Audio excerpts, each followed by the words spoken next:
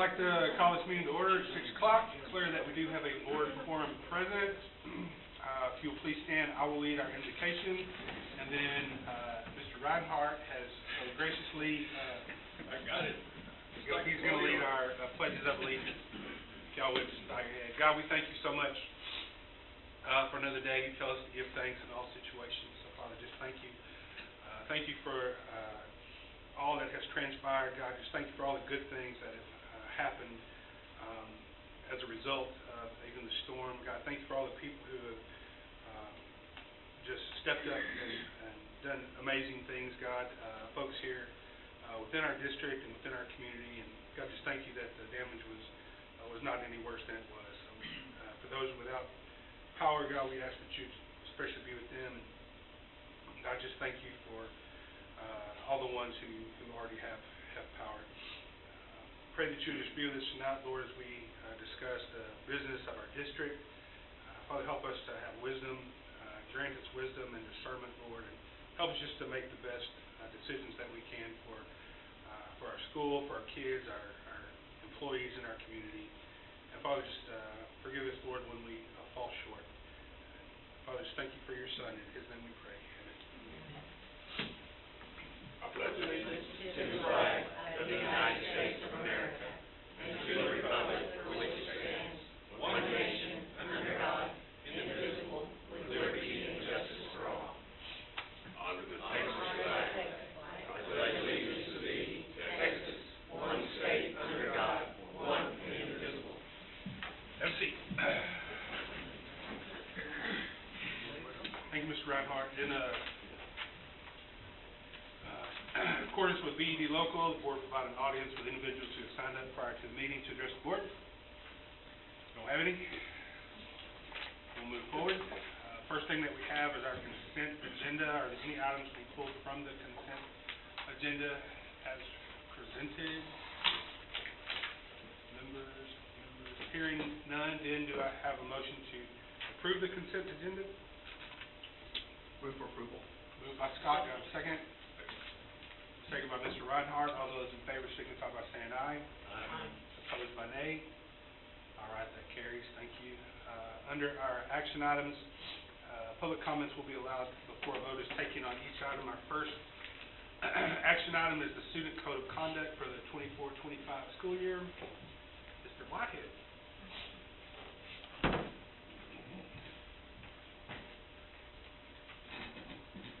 Thank you.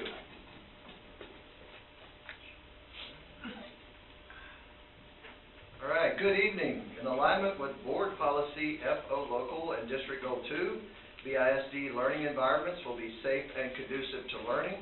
It is my pleasure to present the 24-25 Student Code of Conduct. A Student Code of Conduct is designed to inform parents, students, and staff of the district's disciplinary practices. You have been provided a copy of the updated Student Code of Conduct and a separate sheet denoting changes from last year in your board book. The changes for 24-25 are minimum since this was not a legislative year. The development of the 24-25 Student Code of Conduct began in March and included collaboration and input from representatives at the elementary, middle, intermediate, and high schools. Representatives met with the campus improvement teams, which included parents and community members, to discuss the current Student Code of Conduct and recommend changes. The representative provided feedback to the district-level collaborative team to ultimately determine changes or modifications.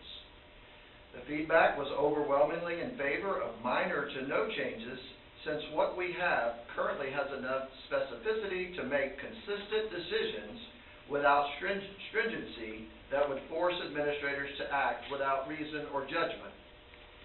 This collaboration, input, and guidance led to the development of the 24-25 Student Code of Conduct being presented to you tonight. A few name changes have been updated to include Mr. Redden as the contact for the Student Code of Conduct and Ms. Engelking as the Title IX coordinator. Furthermore, since the elementary campus's primary strategy for student management is CHAMPS, which is Conversation, Help, Activity, Movement, Participation, and Success, this strategy is now specifically included in the Student Code of Conduct as a responsibility for all staff at the elementary level. As required by House Bill 3908, and also known as Tucker's Law, we have added fentanyl lessons, which are required for all secondary students, grades 6 through 12.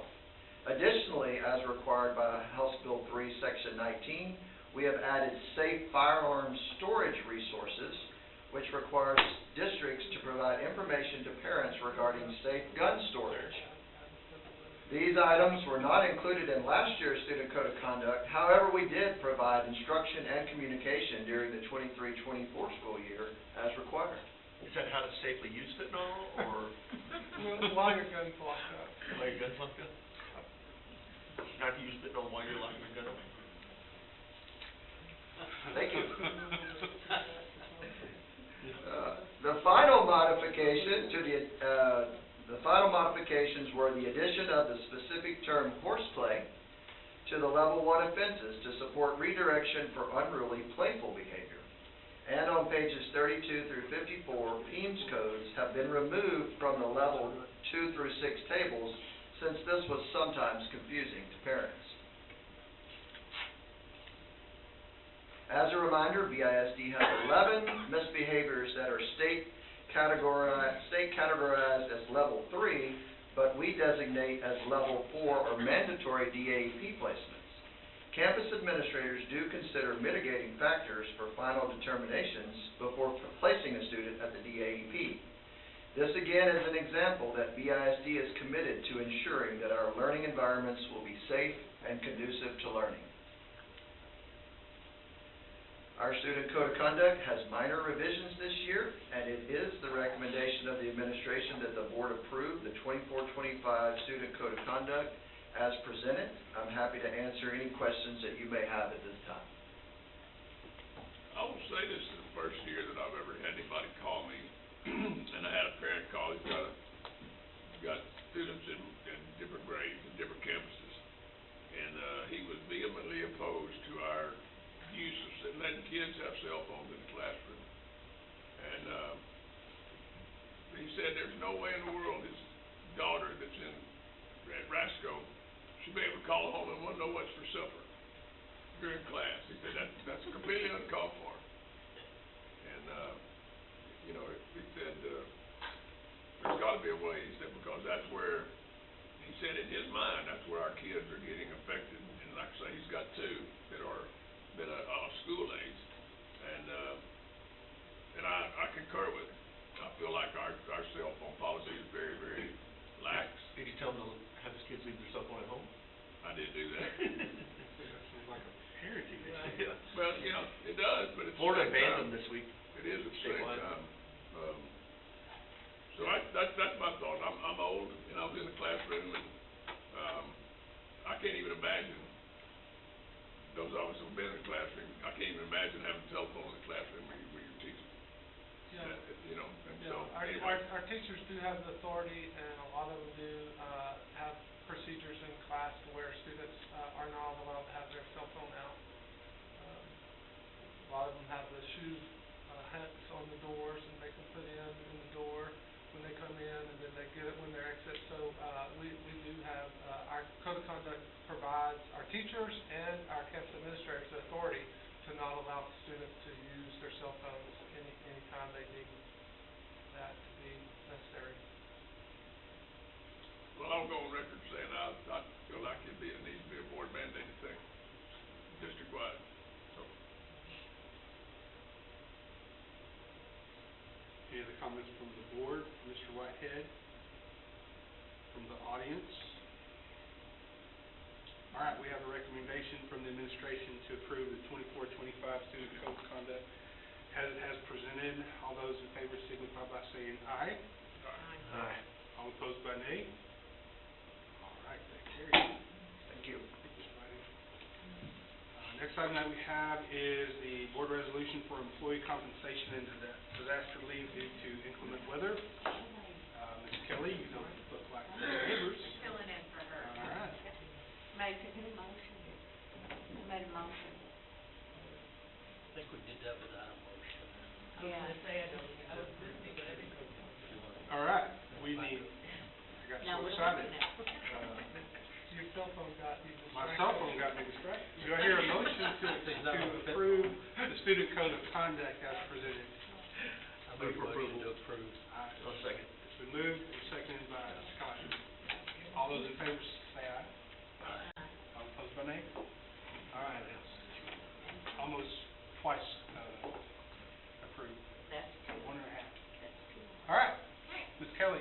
Yes, good evening. In accordance with Board Policy DEA local and our district goal that BISD will recruit and retain highly effective staff, it is my pleasure to present administration's recommendation regarding employee compensation during two recent weather-related events that caused our district to close normal operations. Chapter 45 of the Texas Education Code describes authorized expenditures for Texas school districts. Section 45.105C of the Texas Education Code states that local school funds may be used for purposes necessary in the conduct of public schools determined by the Board of Trustees.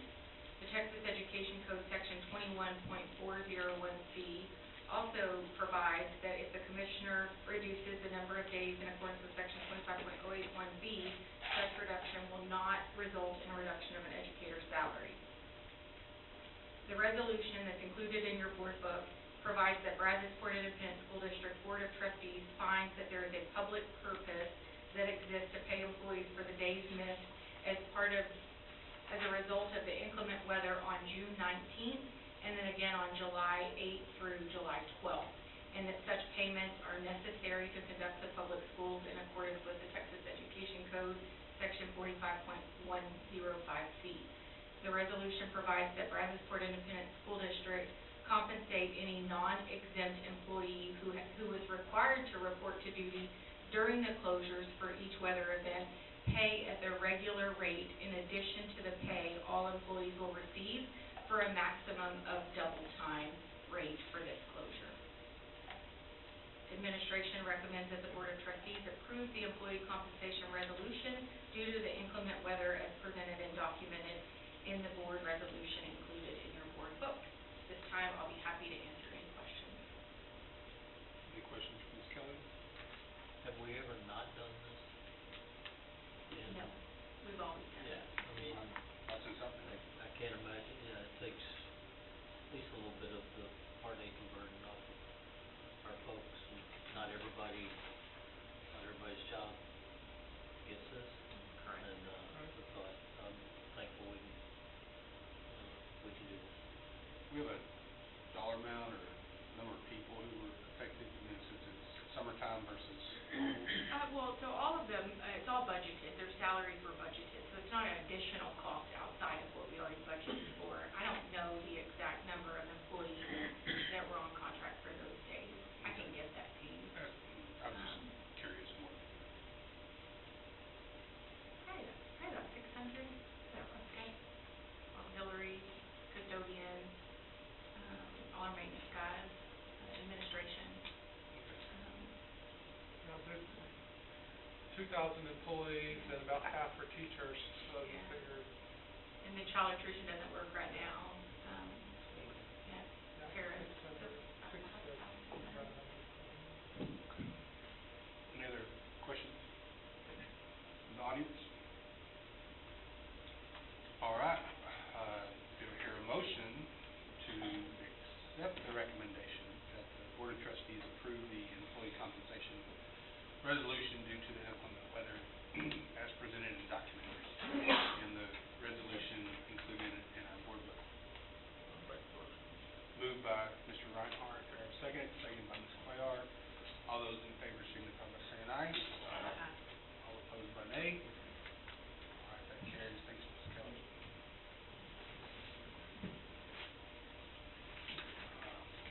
Next item that we have under our agenda are our reports. Public comments will be allowed on each report. Our first report is the Student Outcomes Report, the State of Texas Assessment of Academic Readiness Results, also known as the STAR, and College Career, Military, and Readiness, CCMR. Thank you. Mr. Cole. Good evening. This presentation aligns with Board Policy BAA Legal, the requirements under House Bill 3 of the 86th Legislature, and with our district goal, Brazosport ISD will provide a rigorous and relevant learning experience to ensure that every student will be future ready. Tonight I will provide an update on our student outcome goals. This slide shows the economically disadvantaged population of Texas and Brazosport ISD in 4-year increments. You can see that both Texas and Brazosport ISD have increased in the percentage of economically disadvantaged student population. However, Brazosport ISD has gone from 3 percentage points below the state to over 6 percentage points above the state in these past several years. It is important to note that socioeconomic status has been shown to be one of the greatest predictors of a student's performance on the STAR test. As we compare our scores to the state, Brazosport ISD now easily exceeds the percentage of economically disadvantaged students compared to the rest of the state. So when our students outperform the state in certain areas, this means even more than it did 4 or even 8 years ago. This slide is evidence of that. In the previous accountability system, our district showed tremendous improvement in the learning of economically disadvantaged students. This chart shows how in a matter of a few years, including the time after the pandemic, Brazosport ISD went from the bottom quartile to the top quartile for student performance when considering economically disadvantaged student populations. This is simply meant to show that the state does take differences in student population as it relates to economically disadvantaged percentage into consideration for accountability. While this is previous data, it is also important for me to share that to note that with the accountability reset, these targets have been changed as well. So I want to move now with that context into our results. We'll now review a few high school measures related to end-of-course performance and college, career, and military readiness. As we take a look at our end-of-course high school exams, this chart shows the 2024 performance and the 2023 performance for Brazosport ISD and the state at the meets level.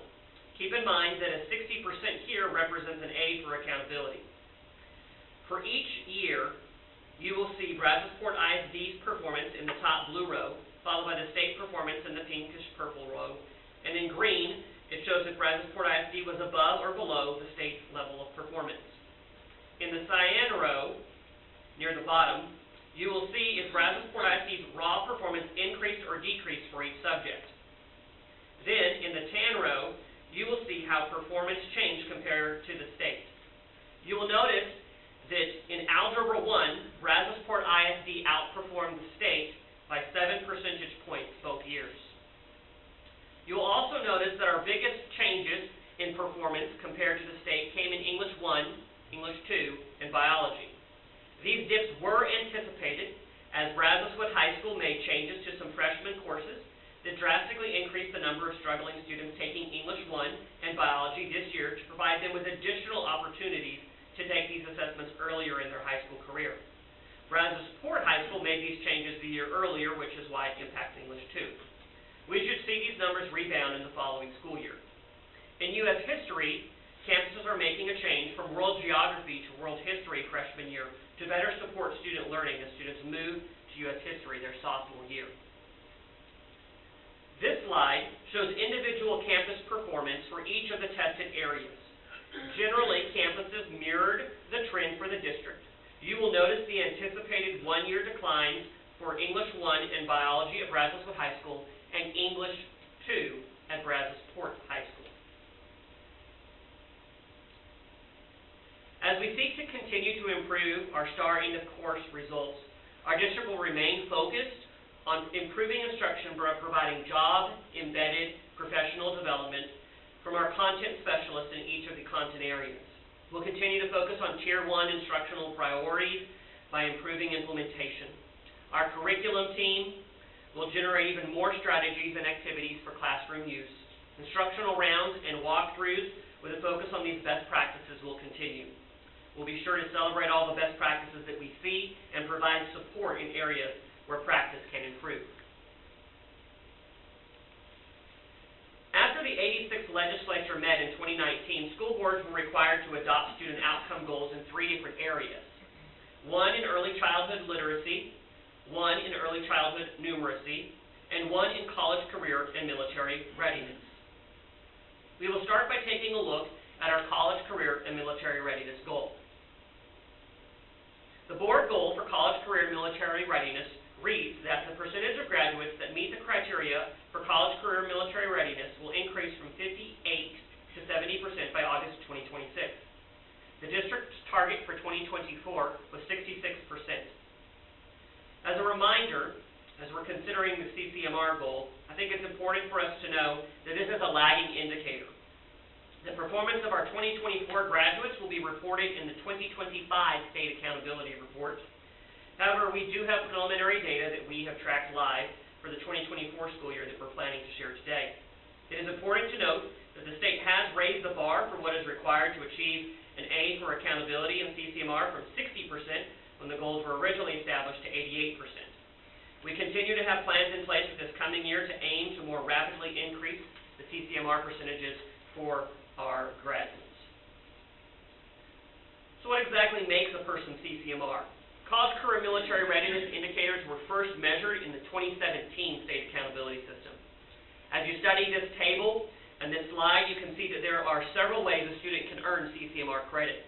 The most prevalent ways that we see in our district are meeting the TSI, or Texas Success Initiative criteria, which includes SAT, ACT, and earning credit for a college prep course. Meeting criteria on AP or advanced placement exams, earning dual credit, and earning an industry-based certification along with completion of a program of study. We do have students that meet many of the other qualifiers, including dozens of graduates who indicate they're enlisting in the military annually. This year, we continued quarterly meetings with each of our campuses to track anticipated progress for our students who are classified as seniors related to their college, career, and military readiness. While we do not have all of the data just yet, we do anticipate that the district and all campuses will have met and exceed their targets for 2024. We continue to strive to surpass prior year's goals and performance, even though CCMR expectations are constantly changing at the state level. As we move into next year, we do plan to continue improving our student performance related to college, career, and military readiness. We'll continue regularly monitoring with our support meetings with the campuses. They'll continue as we provide assessment opportunities related to SAT and TSI, and we will continue to provide free opportunities to earn college credit and through AP exams. We will also continue to provide CTE programs of study coupled with applicable certifications. One of the most critical components that has been successful for other districts is requiring college, career, military readiness before granting senior off periods. The 23-24 school year was the first year that we implemented this in our district. Campus communicated these expectations during course registration in the spring, and we are continuing to review our systems and processes to help identify improvements for students who are not able to yet accomplish CCMR. Once again, these plans are incorporated or will be incorporated in the district and campus improvement plans that are subject to board approval in the fall. We will now move to 3rd and through 8th grade measures of STAR performance. For our district early literacy goals, the percentage of students that score meets grade level will increase from 48 to 60% by June of 2026. Remember that this goal is set on the meets grade level standard, which is a step above the minimum passing threshold. 60% here makes an A for state accountability. For the early numeracy, the goal is that the percentage of students that scores at the meets grade level or above will increase from 47 to 63% by June of 2026. The target for 2024 for literacy was 56%, and for numeracy was 57%. This slide is to provide a quick review to put into context our STAR vocabulary. For a child to perform at the approaches level simply means that the student has the knowledge and skills they need at the next grade level to be successful with support and intervention. While a student at the supports level means that the student has the skills needed for the next grade level with minimum support needed. Just a reminder that our goals are set at the meets level which is above the minimum passing threshold. To understand what this looks like, for example, an A is equivalent to 90% of students reaching the approaches level and 60% of students reaching the meets level. It's also important to note that our goals were set prior to the new STAR and the new accountability system. The state of Texas, the Texas Education Agency, last year essentially launched a new STAR test. It included 25% new item types. Cut scores for approaches, meets, master's performance levels were reset, and the campus and district accountability based on those scores has also been reset. As we review our most recent early numeracy data based on our third grade STAR, the first column will show you how we did in the current year along with how the state did. You can see that Brazosport ISD outperformed the state by 11 percentage points. In the prior year, you will see that Brazosport ISD outperformed the state by 6 percentage points. While Brazosport ISD did not meet the numeracy goal for this year, it is important to note that we still outperformed the state by nearly a letter grade. This slide shows the performance status for each campus as it relates to the campus-specific numeracy goal, along with campus performance compared to the state. While most of our campuses did not meet the target, the local targets for 2024, every one of them outperformed the state. Our campus principals, supervisors, and math team are already planning supports as we move forward to the next year to continue to increase performance. Once again, Brazosport ISD as a whole outperformed the state by over 10 percentage points. As we plan for the future of math instruction in Brazosport ISD, we plan to expand the implementation of our screening tools to help us better identify student learning gaps, along with providing targeted professional development for our teachers in using these results in their classrooms. Professional development will also focus on guided math, which includes the use of small group instruction to meet the needs of individual students with differentiated instruction. Classroom walkthroughs and observations will increase so that we can continue to help share best practices and provide feedback to teachers as well as administrators across the district. The plans associated with the implementation of these board goals will be provided in the board-approved district and campus improvement plans. STAR results for the remaining grade levels and at the campus level have been provided in the most recent board update. We'll now move on to literacy. Just as a reminder, our literacy goal for the current school year target is 56%. As we review our most recent literacy data based on third grade STAR, the first column once again shows us how we did in the current year along with how the state did in the current year. You can see that Brazosport ISD outperformed the state by 9 percentage points. In the prior year, you'll see that Brazosport ISD outperformed the state by 6 percentage points. Brazosport ISD met the literacy goal this year. It is important to note once again, we nearly beat the state by a letter grade. At the campus level, half of the campuses met their local third grade goal for literacy, and nearly every campus outperformed the state. Once again, our teams at the campus and district level are engaged in the work of continuing to improve student performance as we move forward. As we plan for the success of our teams, we are working to ensure that we continue to implement those great practices we learned during our numerous hours of reading academies. With a continued refreshed perspective on the art and science of teaching reading, our teachers continue the quest of implementing balanced literacy with fidelity. Our reading specialist also continues to provide support and resources to ensure that teachers and students have what they need to learn at high levels. We continue to engage the whole district and community in embracing a literacy culture. Read 20 activities continue, and ultimately our goal will be not only to close the literacy achievement gap, but to instill that today's readers are tomorrow's leaders. We will conclude this evening by taking a quick glance at preliminary STAR results across all 3rd through 8th grade levels. This chart shows the 3 through 8th performance at the approaches level. Please remember, approaches level is the minimum passing threshold. Generally, in the final column, you will see that Brazosport ISD is outperforming the state in many of the content areas, and this is especially true at the 3rd and 4th grade level, along with the 7th and 8th grade level. We will review our performance at the other thresholds as we continue. Now taking a look at the meets level, you will see similar levels of performance. You'll notice in the very last column, especially at the elementary grade levels, in 3rd and 4th grade, we easily outperformed the state in that final column. At the highest threshold of performance, the trend generally continues of outperforming the state at the elementary levels. We are now going to explore how we are performing compared to the state this year and last year. The top of this chart shows the performance and the approaches, meets, and masters level. The first column under each header shows how the gap with the state changed in the current year versus the prior year. So it essentially shows, when compared to the state this year versus last year, are we gaining ground or are we losing ground?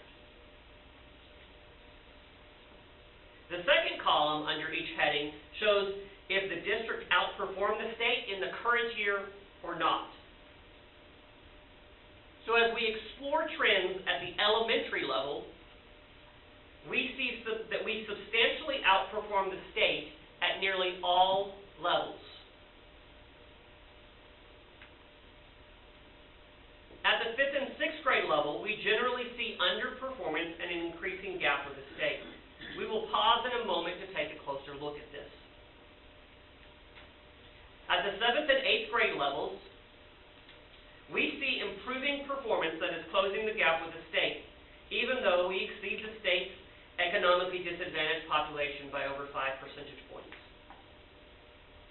So now we'll take a pause to look deeper at the 5th grade performance. In blue, you will see the 2024 performance, and in red, you will see the 2023 performance. The graph ultimately shows us how many percentage points Brazosport ISD exceeded the state performance or was below the state performance. You will notice in 3rd and 4th grade, the left of the chart, students are nearly 10 percentage points above the state average. Then in 5th grade, there's a large change in performance to below the state average.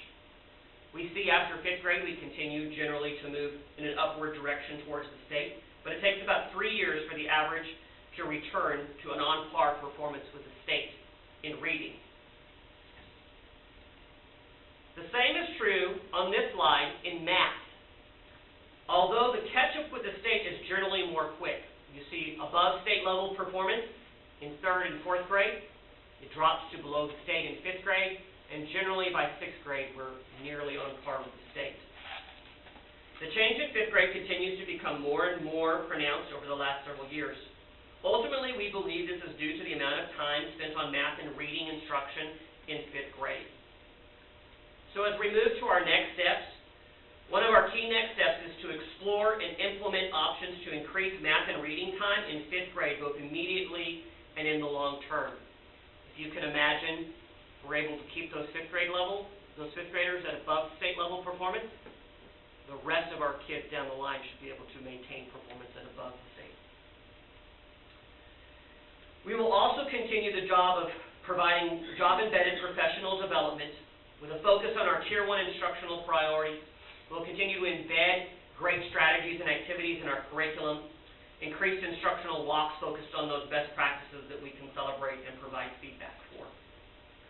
This information is report only, no board action is required. I'm happy to answer any questions that you may have. My gut is the 5th grade slide that we're seeing is those kids weren't in school for 2 years when they were in 2nd and 3rd grade, right? After COVID. Yeah, they're COVID kids, so they never made it here. There absolutely is some of that. We see that trend has happened several years in a row. There's a large dip right after 4th grade. Does the criteria for economically disadvantaged, has that changed much in the last, I'm looking how we've increased like 13% in the last 10 years, where our population has pretty much remained the same. Does that mean that some of our folks are transitioning out of the area and, I don't know, We're definitely becoming poor. Yeah. Our district's becoming poor. It's my understanding, though, that once you're identified as economic disadvantage, you're always economic disadvantage, correct? Yeah, and our child nutrition department has done a good job at cross-matching, households. So if they're receiving other federal assistance, just because they don't fill out the economically disadvantaged survey that we have in our registration packet, we can direct match them if they're receiving other state aid. Are we doing that the other way, though? Are we taking people that matched previously and taking them off if they aren't receiving anymore? Yes. Yes, It's a reconciliation both directions. both directions. And that's something Wade and his team actually test when they're here every third year. So they review our qualification process.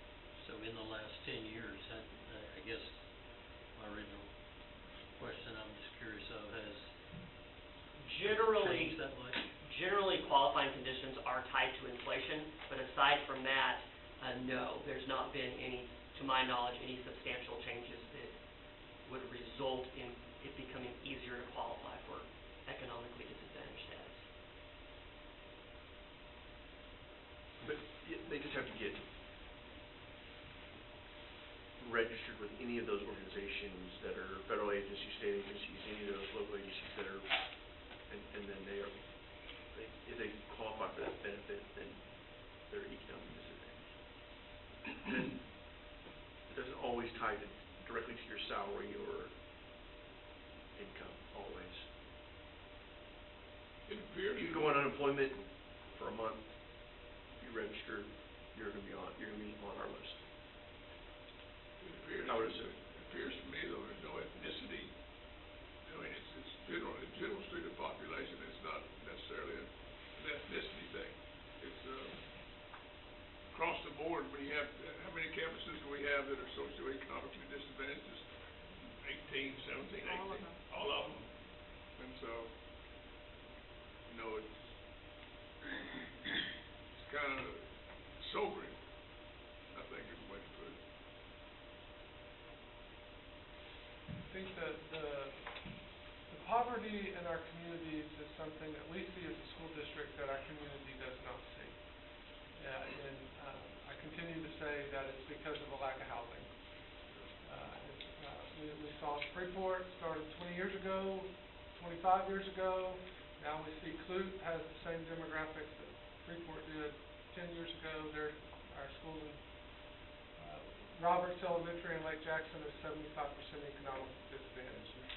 That's not because the criteria has changed. That's because the people that live around Roberts have become that much more poor than what we've had in previous years.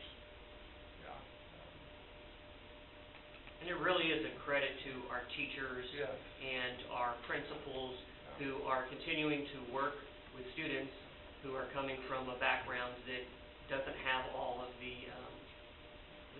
same as it was 10 years ago, and we're still at or above state level performance in many areas. It was, Chris, a little bit of, I guess, background too, but when I first got on the board, I know that was a big, we weren't picking up that gap, I guess, from a education standpoint. We had major deficiencies in that economic disadvantaged population. Because that was one of the focuses Danny put on and his team put on, was kind of getting rid of that excuse, and within a couple year time period, we really made a big switch We provide, to that. yeah, we provide a lot of resources because of that now too, that we did it 10 years ago. I mean, we had communities in schools, we have Boys and Girls Club, True Life Ministries, Everybody Eats Free now, so we provide clothing, provide lots of food to take home for ragtag buddies, yeah, so we've increased our social supports because of the increase in poverty in our communities. And the schools are a reflection of the community. You know, the schools are poor because the community's poor. Yeah. I know when Mr. Reinhardt was first mentoring me 33 years ago at Brazosport High School, the economically disadvantaged was about 5%. It was under 10% at Brazosport. It's over 40 now. And I think part of that too is you look at the demographics goes back to what Dan was talking about housing, but you've got the retired people that have stayed here that have no kids, and they're being, the population, that group is dwindling. And other folks moving in the community are, those people that are still here that are retired, they had probably a pretty good economic future for them. And now these folks that are here now, they've had to struggle some. And it's, once again, having grown up here, Scott's seen it, Chris has seen it, it's a deal where Marita and Liz have seen it, Mason, we've all seen it except for the alien superintendent that came in from somewhere else, but,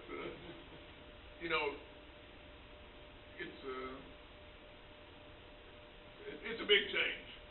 It's a big change in our community. The stat that always got me when I was on council, and you may remember the number better than I do, Mr. Reinhardt, but at the time, I think we were like over 35%, maybe even closer to 40 now, that are renters, in North Jackson.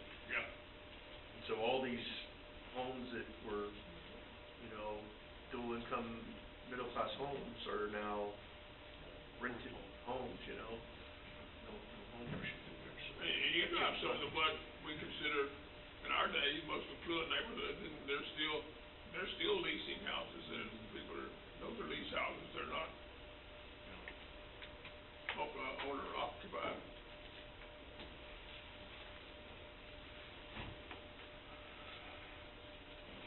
Any other comments before we move on? All right, thank you, Brian. Thank you. It appears we're going in the right direction. Yes, sir. Dr. Johnson, you snuck in here, you didn't come to tell us you're leaving, did you? You came in because you wanted to be here, right? Yes, sir. Okay, I'm just checking. He needed some air. Coach Sutter just had to come and see, because he didn't want us to miss out on anything, but I'm just checking on you to be sure you didn't get booted out or anything. Our next item, board committee reports. Do we have anyone who wants to share about board committee? I would say, thanks to all the different organizations and sport teams and all that have been all over our city volunteering and helping out where they can. And it's always good to see young people helping out and doing all the things that they did, so it's good. Good to see. Yeah, I'll share the morning of, when the event still wasn't over, Miss Kelly called me at probably 6:30 in the morning. I mean, the sun was just now coming up, and said, "I'm going out to Kimpton." And I just come back from inside, and I came back inside because the wind was still blowing really, really hard. The trees were still, I'm like, well, I'm going to wait. But she and Mr. Morrow and Ms. Berger were out on campuses immediately. Dr. Johnson, Mr. Whitehead's wife, Mr. Morrow, some staff, some athletes, worked in the rain to hand out distribution supplies, and yeah, it was amazing, the line and the number of people that were in need. And Dr. Johnson and Mr. Whitehead got soaking wet too. They were out there in the pouring rain, making sure that people got what they needed. Yeah. Who donated those boxes? Where did we get those from? That was good stuff from a there. group called Aerial Relief. From what I understand, it's a group of former military. A lot of them are former Navy SEALs. Tyler's here, he can tell about the aerial recovery group. Yeah, they go, when there's a disaster, they go around to different locations. Yeah. Those former Navy SEALs, Special Ops, Rangers, and that's all they do is when there's a disaster, they load up and get tractor trailers, trucks, and they show up where they need to be. Yeah. There's another veterans group that's been at Walmart and at Lowe's or something with providing meals. Why said that again? Yeah, I stopped by and talked to them for a little bit. Dad went over there and volunteered, but that's an operation. I mean, they have like serious equipment and Really? Yeah, they're cooking over by Dillard's parking lot there, closer to TCU, and that's unbelievable the amount of equipment they have. I was gonna say, it's been nice, seeing some of the planning that was done, the conscious effort to, I think our tree damage was minimal to buildings simply because of the effort that, I think during construction of all of our facilities, new and everything, of just what this event could do. And so we've got water and wind damage, but some of the other catastrophic stuff, it was nice to see that the planning kind of paid off. Yeah, we were very fortunate. I still have to call, I'm not sure on the category that they had this thing identified at when it came in. Questionable. It was approaching, Yeah. maybe meats, I don't know. Zone of Zone of uncertainty. We'll find out next year what it was. How could I even forget that? My God. We'll have a few more zones of uncertainty. We're always in the cone of uncertainty. They're always in the cone. We're always in the cone of uncertainty. There was definitely a cone, and that cone got pretty small Yeah, last it Sunday did. night. Any other reports? All right, very encouraging to see everybody kind of restore my faith in humanity. We see so much negative all the time, so really encouraged when we see the best of people in the worst of situations. So, And maybe some of y'all saw the same thing, but even without power, or having the generator going and fans, it was kind of refreshing to sit around in the living room with my family without any distractions. And we had one little radio listening to the Astros. And I'm like, this is a little more. Yeah, Did the announcer go to 1950s voice before voice? Here we are, the Astros. Play ball. That's a flashback. That would be Lowell Pass and Gene Ellis coming to Astros first start. That ball is an Astro orbit. moving on. Next Why would you want to move on? Our next our next item is our budget workshop. Ms. Rebecca Kelly will take over.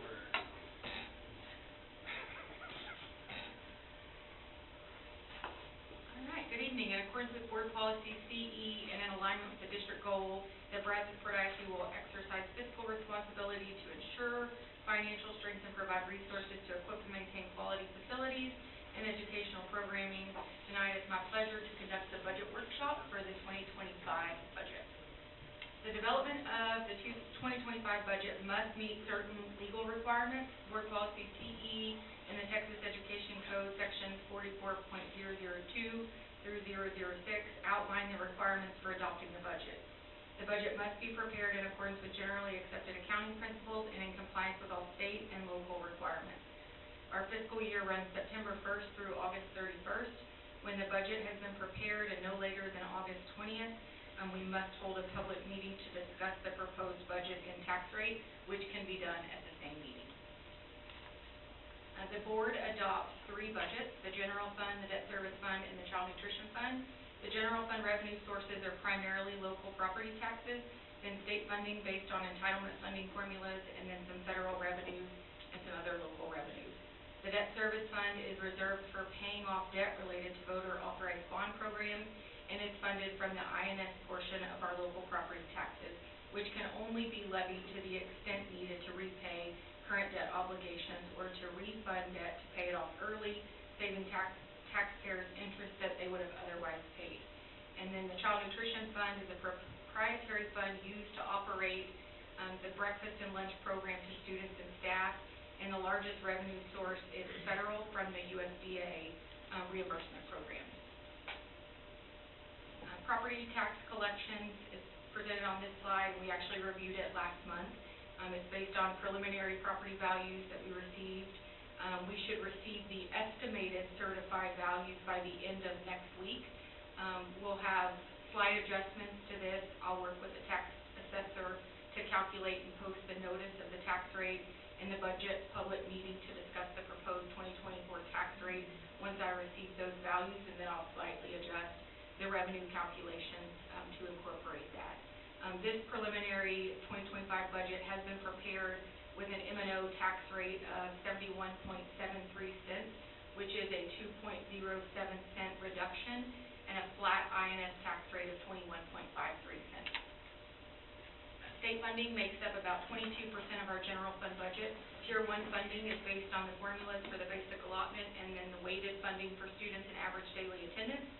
Tier 2 is generated from the 5 golden pennies, which are the pennies above the maximum compressed tax rate. These pennies generate a yield per WADA. And then when the state passed the additional property tax compression and increased the homestead exemption, provisions of the Texas Education Code 48.2542 and 48.283 included additional state aid for the over 65 homestead exemption, and then certain districts that were impacted by the compression. Brazosport ISD happens to be one of these certain districts based on the benefit to Tier 2 funding that we received when we were in recapture. So that amount for BISD is estimated in the funding formulas at $3.8 million. It's likely to be a one-time hold harmless amount, but given the deficit position, it will certainly help. The total state revenue that is budgeted is $26.5 million. And I did run that number, that $3.8 million of additional state aid, by the consultants at Mo Casey, just to help confirm that, because we're just one of a handful of districts that are going to get the benefit because we were in recapture then, and we're not in recapture anymore. So he did verify that number. And then other local revenues have been adjusted for strong investment earnings and an additional contribution that our BISD Education Foundation is going to make, and then decreased for the actual tuition revenue that we collected from this past year for pre-K, and then some miscellaneous other revenues. So decrease in other local revenues of $520,000. And then federal revenue in the general fund has been adjusted for the reduction to the SHARS program, and then indirect costs that we were receiving when we were collecting the ESSER federal funding, and then our ROTC reimbursement to support our junior ROTC has been decreased for lower participation, and then an increase in indirect costs from our child nutrition program. So that's a net decrease of federal revenues in the general fund of $735,000. And then lastly, the preliminary budget includes $6 million in supplemental revenue from our 313 agreement, and this is the chart that just shows 75% of our funding for BISD is generated from local sources, while only 22% is state and 1.3% is federal. We send that to Cody Basu every day. So it's better, but it's still not where it should be. So payroll makes up about 86% of the district's general fund expenditures. The 24-25 budget includes an increase to sustain the board-approved 2.5% compensation increase that was provided in October. After the 23-24 budget was adopted, it also includes the board-approved 3% one-time compensation increase approved for the 24-25 contract year. The payroll budget has also been reduced for $1.4 million in administrative and auxiliary positions, and $600,000 in campus positions based on enrollment. And we've also added $300,000 to cover substitute costs. The actual cost of substitutes have increased the bill rate, which is great, but it does cost more money. And then we added the $1.15 million for the teacher incentive allotment, which is funded by TEA, so that's also a revenue. And then contracted services for the 24-25 budget includes $8.6 million, which includes $5.5 million for electricity, city utility services, preventative maintenance contracts for facilities, and then required inspections on things like fire alarms and elevators, contracted telecommunication, and technology-related support. So most of those are fixed costs. And then it includes $4.5 million allocated for supplies, aside from fuel, which is $470,000. These funds are from the campus and department discretionary allocations, which were reduced by over $400,000 for the 24-25 school year. And then other operating expenditures is 3.4% of total expenditures, and of the $4.4 million, $3.2 million is our district property insurance. And so, outside of payroll and fixed costs, not a whole lot of discretionary spending that happens in the general fund, which is why our bond programs are so important to sustain capital related items. And then, we also have a small debt service, payment that comes out of the general fund. It's related to a maintenance bond. It has interest of $200,000 budgeted, which is actually reimbursed by the IRS. And then the budget, we have to budget $515,000, which is a sinking fund payment, that we make. The balloon payment is actually due in August of '25, will be $2.5 million, which will only leave $2.1 million left in outstanding principal, which will be due in August of 2029. And at that point, that $515,000 will no longer have to be reserved out of the general fund. And then on page, you have all of this in your budget book. You have 3 pages of the budget assumption document in your board packet, and it's something we've reviewed since March. Presented here is a summary of the final budget assumptions related to 24-25. The net increase totals $4.8 million, of which just over $3 million is related to that one-time pay increase, so we won't have to sustain that. But the net increase to expenditures from 24 to 25 is $4.8 million. And so in 2024, the total expenditures were $125.8 million. When we add the additional $4.8 million of net budget assumptions, the 2025 general fund expenditures are proposed at $130.6 million, which does include $3 million in unallocated contingencies. Overall revenue projections from 24 to 25 remain pretty flat at $119 million. So that does put us in a deficit position of $11.4 million. So as of August 31st, 2023, the district had undesignated fund balance of $53.9 million. The adopted budget for 24 had a deficit of $6.6 million, which would leave us $47.3 million in undesignated fund balance at the end of this August, based on the adopted number. With the adopted deficit for 25 of 11.4, the remaining undesignated fund balance would be $35.95 million. With the optimum fund balance of 3.5 months of operating expenditures, and I did adjust that for that one-time cost, the district would want about $37.2 million in fund balance. So it would be short of about $1.2 million. And so I went and I pulled all available fund balance, and so in addition to the undesignated fund balance of $53.9 million, the district maintains some reserved and restricted fund balance, and so the general fund, non-spendable, and those are like prepaid things, so you can't really undesignate that, of $3.5 million, and then we've got general fund committed for future claims and capital equipment, and so that is something the board has reserved out of the general fund of $5.8 million, and then we've got in the general fund assigned other, which is really for the insurance deductible for property in the event we had a catastrophic loss, and so there's $10 million reserved for that. And then we did move some money from the general fund related to some 313 supplemental payments over to capital projects, and so there's $10.6 million sitting in capital projects that could still be moved back to the general fund. And so the calculations based on where I think we'll actually land for the 24 deficit, or kind of that next box, and so the 53.9 is undesignated fund balance before we started the 24 year. And so I think we'll end up, instead of a 6.6 deficit when we approve that additional 2.5% raise in October, we'll have probably about a $7.3 million deficit. And we went through kind of where we thought we were going to land last month, so nothing's really changed there. So with a $7.3 million deficit in 24, and then an $11.4 million budgeted deficit for 25, that would leave fund balance at the end of next August at $35.2 million, holding that same optimum level of 37.2. That puts us under the optimum fund balance of $1.9 million.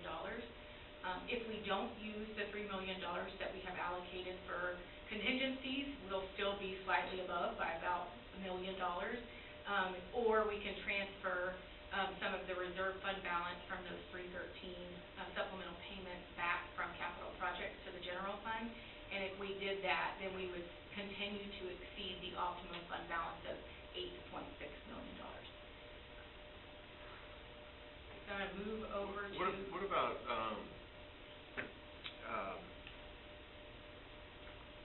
bond, that's held, bond money's held in a separate account somewhere, not, okay. It's held in capital projects fund, and we actually have a separate fund for each, like 2012, 2014, 2019.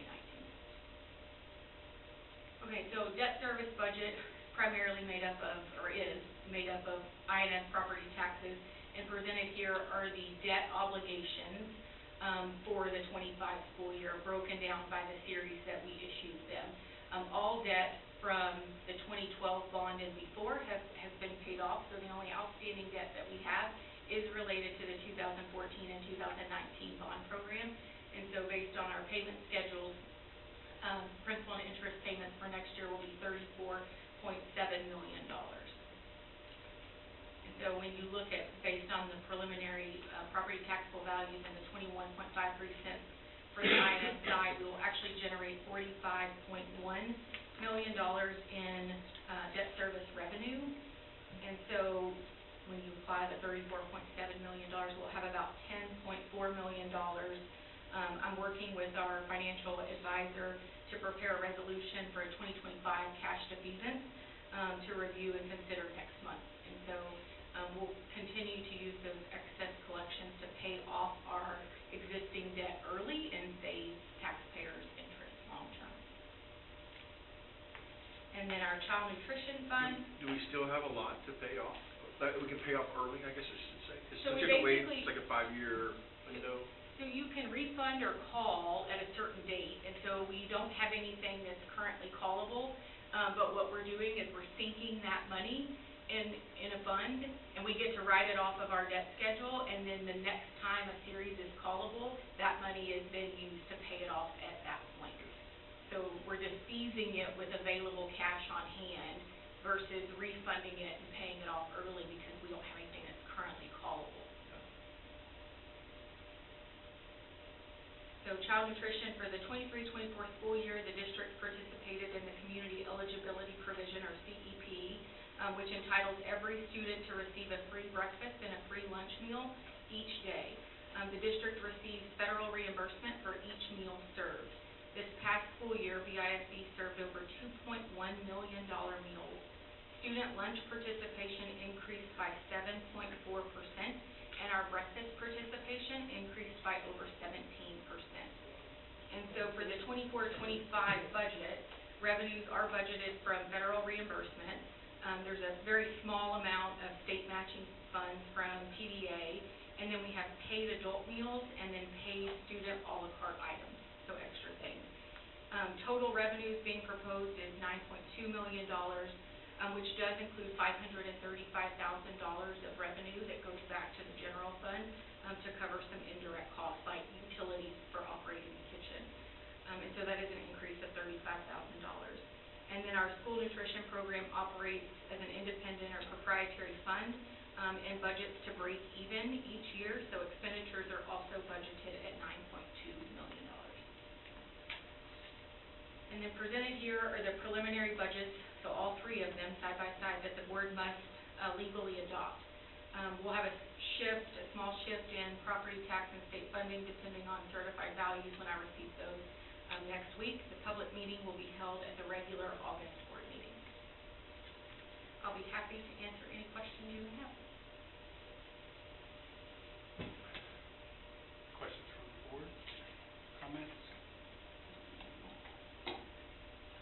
From moving money back and forth to meet the minimum, which obviously affects our first rating, do we just move the minimum 1.7, or do we move more? What's your opinion there? Do we just hold it in capital until we need it for the next year and then move it? Is there any advantage from a investment standpoint? Having $8 million in excess fund balance isn't where we were a few years ago, or wouldn't put us in that same position. We don't have to move it, when we adopt the budget, because we have sufficient fund balance that, we can use to, balance the budget. And so it could be moved at some point next year, maybe summer, as we have kind of better estimates after the legislative session, might be my recommendation. Yeah, just in case, yeah. So, Grateful that we have it. absolutely. All right, thank you. Thank you.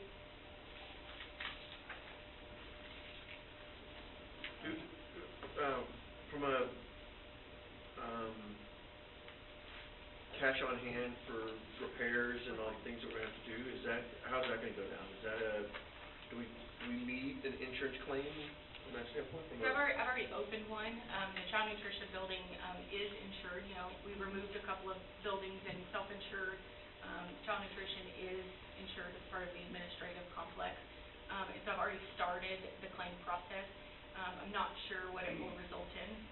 It's got about a $380,000 deductible on it. But those costs are gonna add up, yeah. So we're working through it and I have an active claim started. So every building has its own deductible? Yeah, and so we actually have about $8-9 million of bond funds, still available to address the maintenance, child nutrition, and transportation complex. So we have some funding readily available to address it. I've already reached out to BOK, to kind of get them re-engaged, so that we can figure out, I don't wanna just isolate child nutrition, I wanna go ahead and put together the plan, to address that entire complex.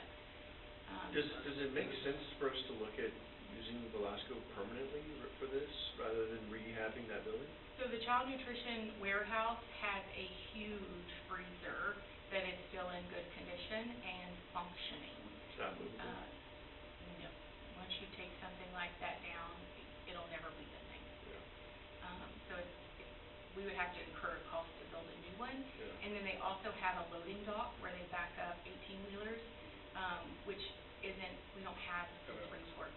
Yeah, so Velasco probably isn't the ideal site for child nutrition. Not saying it couldn't be used for other things, but child nutrition, not ideal.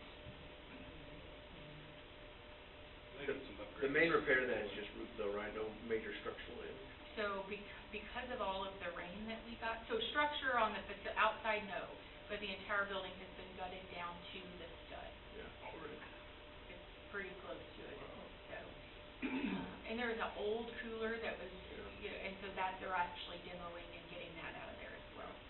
And so there were a couple of, I'm gonna get this wrong, but pylons that like the roof sticks to, or I guess bolts to, and those are also twisted. But they believe that they can be repaired. So we've had 2 different roof consultants, take a look at it, so. Just a tropical storm. Category 1. So. It's like a cuss. That building's needed some overhaul for a long time. It's greatly been. It's done well in its service. Well, I mean, cause didn't it have, like, half of it was lawn maintenance for a little bit in there too? The other side of it, there's 2 separate buildings, and so they're connected by this little breezeway. And the other building is maintenance. They keep lawnmowers in there, and it's unconditioned space. That's the biggest, largest expense from the hurricane, correct? It's that building? Yes. Everything And else then is... debris removal, and then we had some water infiltration at Brazosport High School, and then just some minor other couple windows, couple of doors, and then just drying out the facilities that could get some water in. So nothing major outside of that building. For the most part though, I mean, district-wide, we came out pretty well. I would I say, feel like. Yeah, I agree with that. well, we also removed those trees that were close Yeah. to the building, last year, y'all's recommendation when we self-insured some of the facilities, so, that certainly helped minimize the damage, that we experienced. So, Soccer field damage, no? couple damages, or a couple signs, But the high towers or nothing, scoreboard, school. I don't know that they have fired that up, but, Town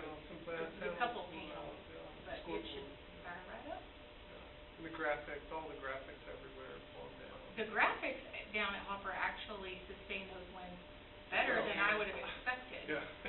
Was it the Woods fence that went down, the baseball field? Yes. That's the only baseball field fence that went down, or softball? That's the only, sport fence that went down. We had a couple of others that trees That's fell a big on. sale, though, I think it's massive. Yeah. The sound system, Or the elevator. The elevator work?